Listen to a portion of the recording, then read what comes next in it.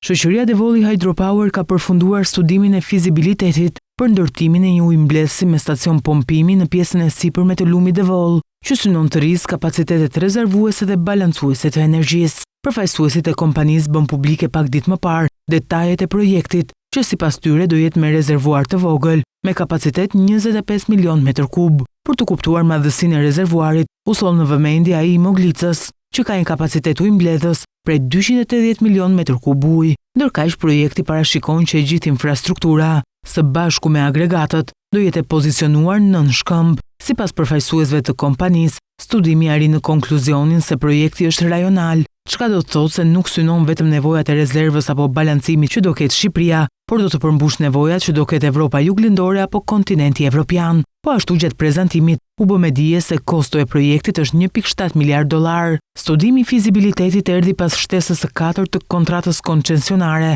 për optimizimin e shfrytëzimit hidrologjik të lumit Devol dhe hidrocentraleve që tashmë janë ndërtuar, që u miratua nga kuvendi në vitin 2023. Gjithsesi, në rast të finalizimit të projektit, në dokument nuk është përfshirë asnjë parashikim mbi përfitime që do i vinë portofolit energjetik të Shqipërisë. Kaskada e Devolit përbohet nga hidrocentralet e Banjës dhe Moglicës që janë në prodhim. Kontrata fillestare për ndërtimin e tyre u firmos në vitin 2008, ndërkohë që gjatë kësaj periudhe ka pësuar 4 shtesa në vitet 2010, 2013, 2015 dhe 2023.